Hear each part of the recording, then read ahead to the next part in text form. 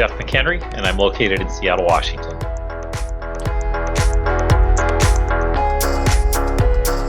Well, like a lot of people, I went through about 4 majors my freshman year of college, and then because I needed to take a general requirement, I took a psych course my sophomore year.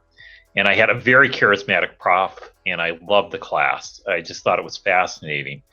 What I particularly enjoyed about it was the fact that it was data-based and rigorous, it was scientific, and it was about people, and that was a dynamite combination for me. I got to my senior year, I knew I wanted to go to graduate school. I actually thought I would end up going in clinical psychology, but then when I started filling in applications for clinical psychology, I realized that was probably not the right career path for me. We had a visiting professor that semester. I met up with him. He was finishing grad school at the University of Minnesota and teaching at the college where I was an undergraduate. And he told me about this discipline called industrial organizational psychology. And it sounded just perfect for me. It sounded like exactly what I wanted to do. It was high touch. It involved working with people. It involved leadership, which was something I'd always been interested in and passionate about. It involved organizations and businesses, and I was interested in business. So I was fortunate enough to apply there and get into graduate school, and that's where I got my PhD. While I was in graduate school, I started working at a couple consulting firms, doing applied research, a lot of large-scale research projects. What was interesting to me at the time was that while we were doing this research, and I really felt a lot of it was high quality, some of it was getting adopted by customers, and some of it I just saw kind of languishing on shelves.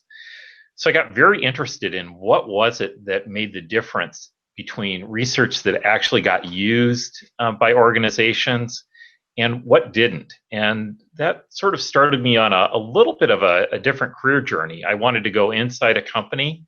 I moved from a consulting firm to being inside, and I started really studying some things that I hadn't studied as much in industrial organizational psychology the first time around, particularly around organizational change, organizational development. I got very interested in that. I refocused on leadership, and I got interested in people and people policy. So I ended up eventually at Microsoft. I spent 18 years there, and one of my goals was to get into a job where I could be involved in policy for the organization. I spent most of my time there doing leadership and organization development, along with people research. But I also did about a 5-year stint as an HR director and HR generalist, which was really valuable to me in helping me understand people issues. And it was something where I was able to bring my psychology skills to the fore. I left there about 4 years ago. I'm back now as a consultant. I'm very focused on the same things I was when I was at Microsoft, which are leadership and organization development. And now I've kind of come full circle because once again, I'm doing some research along with my consulting. And it's also been an opportunity to do some writing, which I really enjoy. Well, one of the big things that's changed, particularly in the last 10 years, but probably the trend even starts a little bit earlier than that, is the availability of performance measures inside organizations. Frankly, when I first started out my career, it was very unusual for organizations to have hard measures of employees' performance. And probably about 10, 15 years ago, that started to change. And I think there were a couple factors that happened. One was that there were books that were getting published and articles that were getting written on the importance of having performance scorecards around really knowing your organizational metrics. And while initially those metrics were gathered at sort of a corporate or business unit level, eventually, of course, they came down to where people were tracking a lot of individual performance data. The second thing that was changing at the same time was technology, and technology just made it much easier to gather data on individuals. So now if you go into most organizations, there's just a proliferation of data that are available on team and individual performance, sales to different types of customers, sales to new customers, customer satisfaction, customer loyalty, customer responsiveness, error rates, How long does it take to ship a product from the time it's ordered until it's in the customer's hands? You name it. There are scorecards and measures that exist out there. And by and large, that's a good thing, because I think it's taken individual performance measurement from being something that traditionally has been very subjective to where there's a lot of objective data that most employees can bring and most managers can discuss when they have conversations about performance. Having said that, I think organizations also, by and large, recognize that there's more to performance than hard measurement. There are some things that are intangible that are still a little bit more challenging to measure. Things like collaboration, teamwork, bringing out the best in others. Things like attitude that you bring to the job. Whether you're somebody that makes others better, or do you kind of drag them down into the mud and the muck? Are you working on your personal development? Are you getting better? Are you motivated? Are you engaged? Are you a positive presence inside the organization? That's still largely subjective measurement. And the best performance measurement that happens in an organization takes into account both the hard measures and those more soft measures, and provides employees feedback on both sides, both aspects of their performance. And you certainly see that in a lot of organizations that are focused, of course, on hard measures, but also measure employees on competencies or values or personal qualities that they believe are really important to the organization. Yeah, I think actually managers are even more affected by big data and by the proliferation of data than employees. Probably for every individual performance measure that's out there are probably 5 or 10 that managers are getting.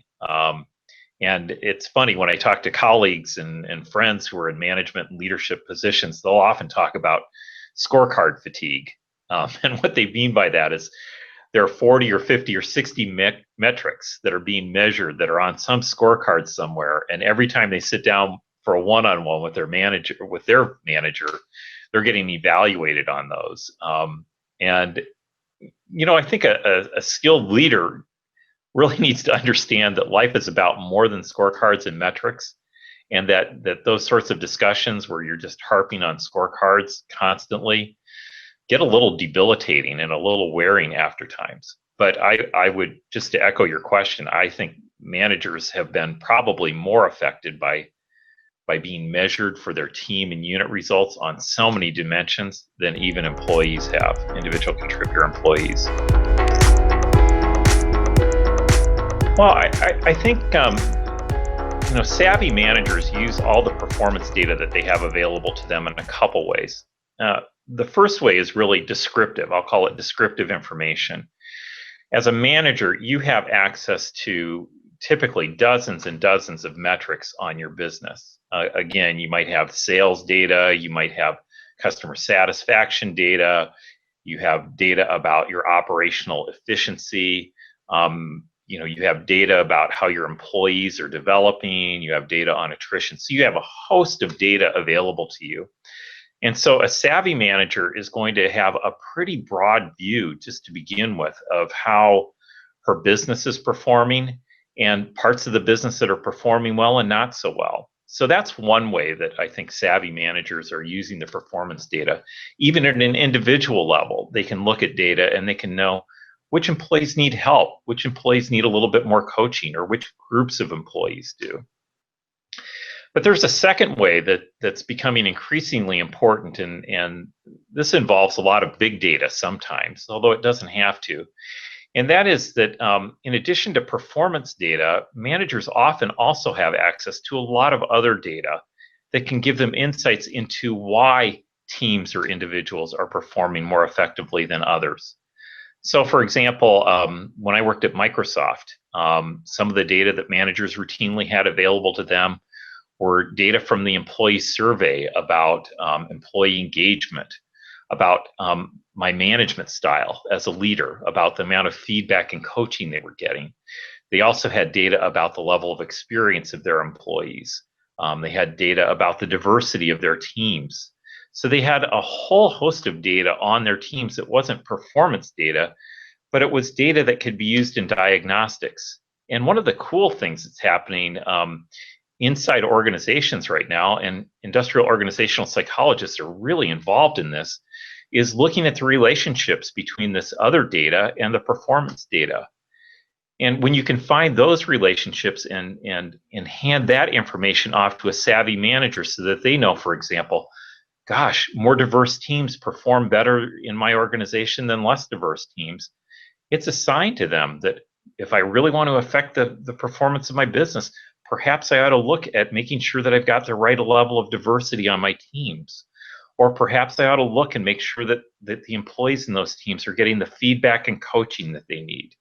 So that, again, savvy managers are not just looking at their performance data from a descriptive level, but they're also looking to gather intelligence using some of the other data and finding relationships between that other data and the performance data that allows them to make good decisions about how to lead and manage their teams effectively. That's a great question, is how separate it will be. I think right now, what you're seeing is a lot of industrial organizational psychologists moving into that field because we bring good analytic skills with us and sort of a research orientation. So I actually think one of the ways that industrial organizational psychologists will be able to add value is by doing the analytic work, by making sense of some of these relationships. And in addition to that, what I'd say is that we bring good theory. We understand the world of work. We understand relationships between different variables based on research that we've read previously and conference papers that we've heard and listened to and articles that we've read. And so when it comes to this sort of data mining, we really know where to look. We know what theories we can test inside our organization. We know what relationships are likely to pay off. And we can, I would like to think anyway that because of that, we have a competitive edge over somebody who goes in with no theory, no knowledge of work, and just starts munging data together, looking willy-nilly for relationships. I think probably the biggest single lever right now for organizational leaders is to find ways to capture the hearts and really engage their employees in the work of the organization. And I think savvy organizations are doing this. They're involving employees in helping to think about the tough business problems that the organization's facing, alternative solutions and approaches. They're empowering employees to work on those things. Compared to certainly 20 or 30 years ago, there's much less sort of top-down, my way or the highway leadership.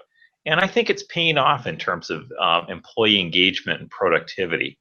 So, my number one piece of advice for organizational leaders interested in learning how to motivate and get the most out of their employees would be to understand their employees, understand what excites them, what motivates them, what engages them. And typically, it's to be involved in the decisions, to participate in those decisions that really matter in terms of where the business is going and in terms of how work gets done. The second thing I think leaders can do is they can be good coaches and feedback providers. They can really invest in employee development. And there are a variety of ways that they can do this. One is by, as I said earlier, coaching, providing real-time feedback. I know that a lot of people feel nervous about doing that, even in experienced business leaders who've been working for 20, 30 years get nervous sometimes sharing feedback. But the fact of the matter is there's a lot of research that suggests that the vast majority of people crave feedback. They want it. They aspire to get better. They aspire to improve. And so a savvy leader will do that and also provide additional support and tools that will help employees perform more effectively. Training is certainly one critical element of that. Providing the right tools in the workplace, things that can make work simpler and easier to do, technical tools, job aids. Those are the sorts of things, again, that a savvy manager, a savvy business leader will provide. So those are two, I think, of the most powerful tools that are certainly validated by the research that we've done in industrial organizational psychology.